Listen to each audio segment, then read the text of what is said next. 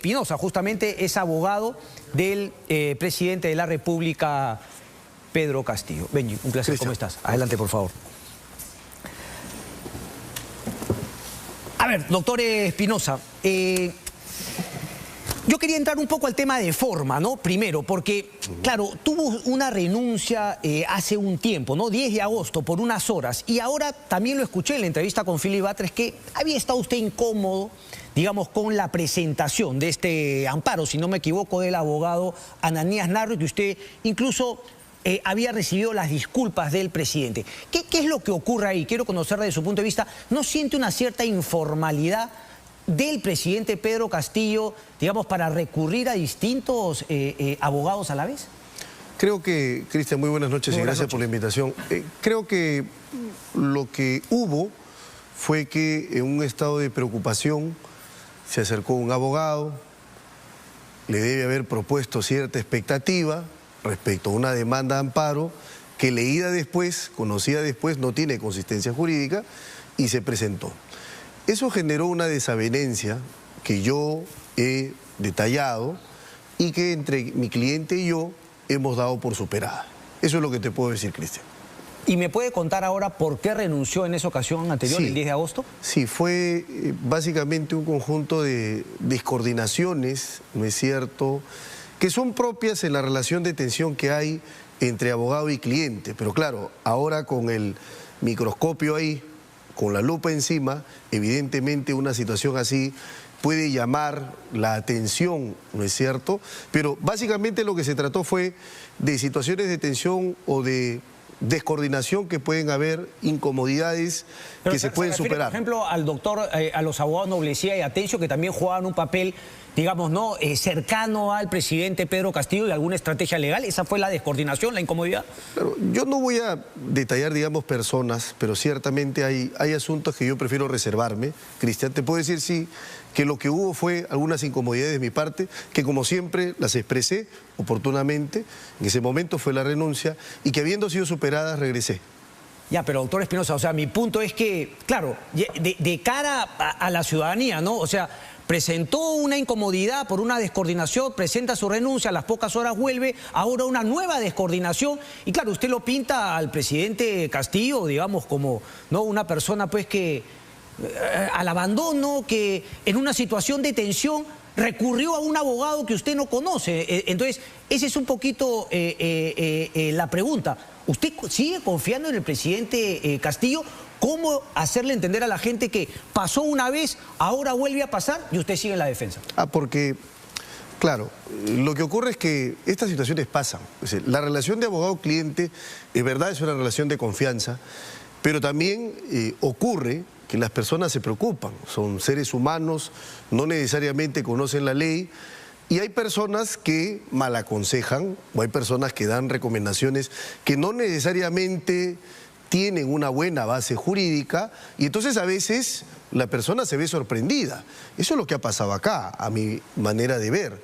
Y ahora, eso hace que el presidente Castillo sea una persona mala, no hace que el presidente Castillo probablemente esté preocupado. Simplemente una persona, digamos, que uno como abogado diría, bueno, no sé si tiene sentido seguir, digamos, no patrocinándolo si es que finalmente va a tomar decisiones sin consultas ante cualquier situación adversa que tenga. Por eso es que hemos conversado bien, él me expresó sus disculpas, yo las he aceptado y vamos para adelante. Yo creo que más allá de esas circunstancias, Cristian, sí te digo, el tema fundamental acá es lo que se viene discutiendo en relación a la denuncia constitucional. Yo le hago la pregunta porque ¿usted seguiría siendo abogado de Pedro Castillo si es que él ya no fuese presidente de la República?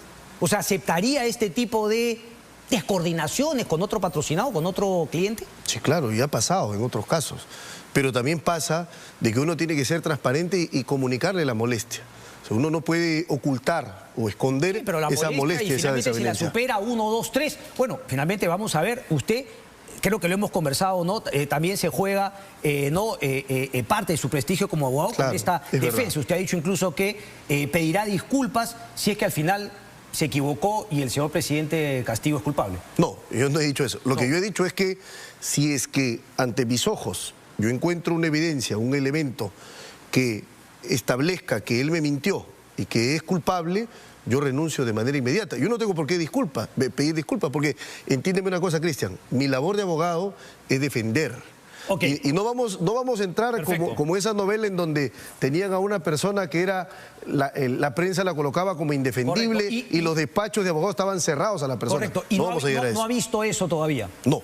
Hasta el momento. Ok, ¿cuál es entonces un poco la hipótesis que usted maneja, doctor Espinosa, respecto de todo lo que ha presentado como elementos de convicción la denuncia constitucional de la fiscal de la Nación? Es decir, le hago la pregunta directamente, usted acepta que hay una organización criminal, pero claro, usted dice, mi cliente es inocente, por lo tanto, la fiscal se ha equivocado con el líder de la organización criminal. No. O de alguna manera dice, todo lo que se ha presentado no me hace ver ante mis ojos, como usted dice, que haya una organización criminal ni delitos. Cristian, no porque lo diga yo, sino porque lo dice la ley, y acá es necesario empezar a aclarar algunos conceptos, porque lamentablemente en el calor de debate político, sobre todo, se confunden.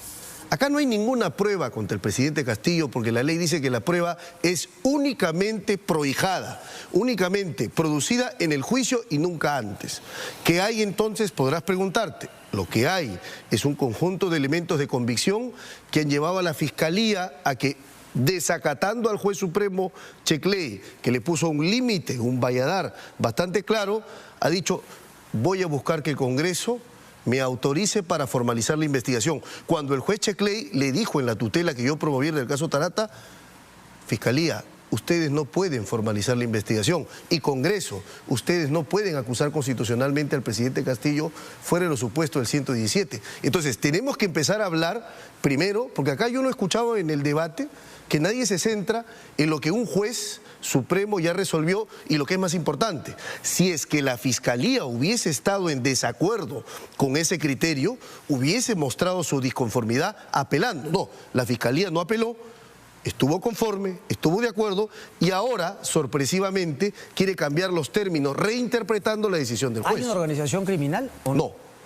No. O sea, ¿usted no cree que no se ha cometido ningún delito? No, finalmente nadie ha mentido, no hay colaboradores eficaces. No, es que son dos cosas distintas. Es que le hago la pregunta, porque usted me dice, mi patrocinado es inocente, el presidente Castillo, entonces por eso yo la pregunto. Entonces, todo lo demás, independientemente Pedro Castillo, usted también plantea que es, digamos, humo, que es la imaginación de la fiscal de la Nación. No, yo no voy a eso y no voy a caer en esa falacia, Cristian, en esa etiqueta. Lo que yo te digo es algo muy concreto. Yo soy un defensor de la presunción de inocencia. ¿Y quién determina que existe una organización criminal? ¿Una denuncia de la Fiscalía? No. Porque si no, las miles de denuncias de la Fiscalía que hoy circulan en todos los despachos dirían que tenemos miles de organizaciones. No. Tenemos denuncias, o sea, la Fiscalía pone en conocimiento un hecho, pero la Fiscalía no tiene el poder de decidir que una persona es culpable. ¿Quién lo hace? El juez, en un juicio contradictorio, con pruebas. Ahora solo tenemos elementos de convicción. Y te voy a decir algo más. Esos elementos de convicción me está diciendo lo lógico, que finalmente quien sentencia y declara si es culpable a través de pruebas. Es decir, los indicios presentados en la denuncia se convierten en prueba en el proceso, ¿no? En el juicio. Y finalmente ahí se sentencia. No me está diciendo nada nuevo. Pero la diferencia, y te voy a decir acá algo nuevo, Cristian. ¿Para qué sirve el juicio? Precisamente para poder ver si es que eso que la Fiscalía ha recabado y luego ha presentado, eso finalmente es verdad o no es verdad. Porque en muchos casos la Fiscalía grandilocuentemente, de manera altisonante, presenta organizaciones criminales que luego en juicio terminan en absolución. Entonces, lo que te quiero decir, Cristian, es que esto que la Fiscalía dice, que reúne su opinión y su criterio, finalmente un juez puede desestimarlo en juicio. Si eso es así, entonces no podemos dar por probado una tesis de organización, que es eso, es una hipótesis, no es una tesis, es una hipótesis de la Fiscalía. La tesis es con la acusación. Ok, pero finalmente usted lo que plantea, porque lo he escuchado decir, aquí no hay nada, son solamente invenciones respecto del presidente Pedro Castillo. No hay ningún indicio, para llamarlo correctamente, no prueba, porque no estamos en un juicio, pero ¿cree que hay indicios suficientes, por ejemplo, para acusar y sentenciar como pruebas a muchos funcionarios, exfuncionarios, que ya no son o que no son el presidente Pedro Castillo y que no hay que esperar 4 años hasta que acabe su mandato para finalmente ser denunciados? Dos cosas te voy a decir al respecto, Cristian. Primero, porque no me voy a atribuir la función de un juez para calificar a quién es culpable. Y segundo, que las responsabilidades son personales. Ser culpable, para ir a un juicio, ¿cree que hay elementos yo creo que no. para ir a un juicio? Yo creo que... En ninguno de los casos. Yo creo que no se alcanza... En Juan Silva, en Fray, en ninguno. Bruno Pacheco, nadie. Yo creo que no se alcanza el estándar de sospecha suficiente para llevar a juicio. Por eso es que creo que la Fiscalía, como no tiene un caso fuerte, la Fiscalía no está planteando una hipótesis de acusación directa. ¿Te das cuenta? Sino lo que está diciendo es, dame autorización, Congreso, para continuar investigando. No le está diciendo, dame la autorización porque tengo suficientes elementos para saltarme la investigación preparatoria formalizada, ir a una acusación directa y llevarlo a juicio, que es tu planteamiento. La propia Fiscalía reconoce que no hay un caso de esa magnitud. Por eso es que en las últimas páginas... ¿Quién reconoce que no hay un caso? Revisa la denuncia fiscal a partir de las últimas 8 páginas. ¿Qué cosa es lo que le pide la Fiscalía al Congreso? Lo que le está pidiendo la Fiscalía al Congreso es denuncia constitucional, dame permiso para formalizar y continuar la investigación preparatoria. Para ir donde un Supremo y finalmente con la acusación, como lo ha planteado Aníbal Quijano. No, lo que pasa es que tú estás planteando es la teoría de César Azabache. Por eso, pero debo corregir algo que es importante. Lo que pasa es que la Constitución 99 y 100 lo que establecen es una resolución acusatoria y los mismos términos de la resolución acusatoria pasan a un juez para que abra proceso. Hoy el Código Procesal Penal ha eliminado al juez instructor. El juez no abre proceso ya.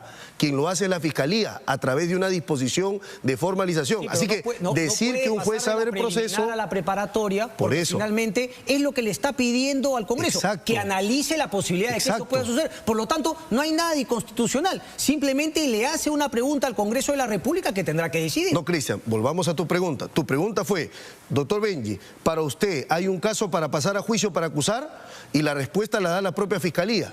Te digo, la Fiscalía le está pidiendo al Congreso no una autorización para acusar, una autorización para continuar investigando. Respecto del presidente de la República, yo le planteaba... Y respecto de Silva también, porque está incluido. Pero casos particulares de los otros... Y me has hablado de Silva, pues. No te he preguntado por todos los exfuncionarios, pero te das cuenta cómo te estás quedando en los detalles. No me quedo. Para mí los detalles son importantes porque marcan la diferencia. Beder Camacho, sobre todo Bruno Pacheco, ¿hay o no indicios razonables para ir a un juicio? No sé, no soy abogado de Pacheco. No soy abogado de Pacheco, Cristian.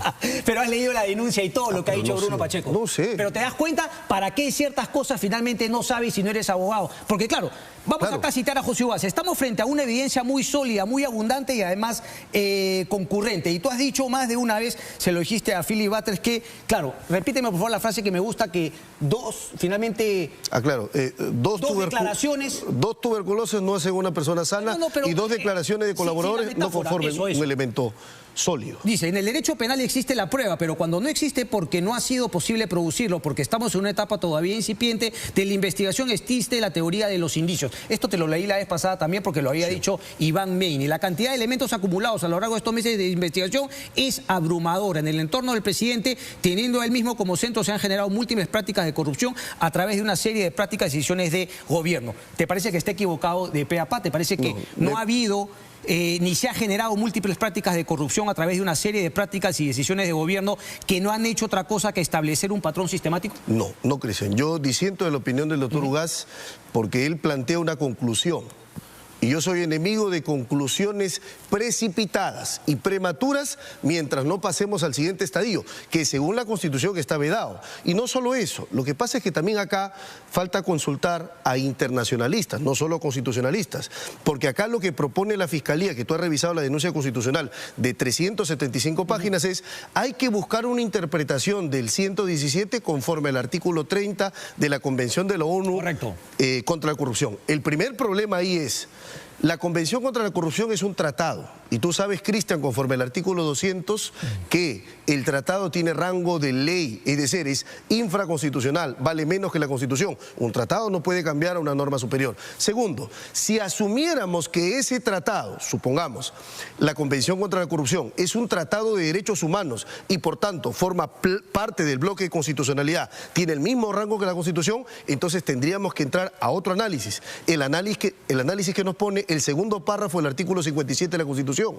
Dice textualmente, cuando un tratado, Convención ONU Corrupción, afecte disposiciones constitucionales, 117, tiene que seguir un procedimiento como el de la reforma de la Constitución. Es decir, El 206 de la Constitución dice que la Constitución se reforma. Ok, buen por punto. Entonces, dos votaciones. Tú planteas que si finalmente se reforma la Constitución y ahí sí cabe... Ahí se cabe cualquier el juzgamiento discusión. Al propio presidente de la República en ejercicio. Cualquier discusión, que es importante decirlo, Cristian, pero yo creo que acá el punto es, mientras esté vigente el 117, prohíbe hacer todo esto que se dice y prohíbe todas esas interpretaciones coyunturales de la Constitución. ¿Por qué? ¿Por qué? Por una razón muy sencilla, porque estaba precisamente... Y le hago la pregunta, claro, ¿por qué? Y le termino preguntando si es que entonces si hubo algún grado de coordinación con las otras denuncias que claramente también están en la línea de defender al presidente de la República, que justamente plantean prevaricato incluso de la fiscal, si no me equivoco, o que en todo caso esto es inconstitucional. Tú me has planteado que sí. Entonces, pregunta nuevamente, ¿hubo un grado de coordinación con, por ejemplo, Betsy Chávez, Noblecía, Atencio, y otros me ha dicho que con el señor Narro no hubo ningún tipo de coordinación? Y con los otros tampoco. Con los colegas que mencionas, no se siente tampoco. ahí tocado ni descoordinado, digamos, es el libre albedrío de ellos de presentarla. Esos son cuerdas separadas.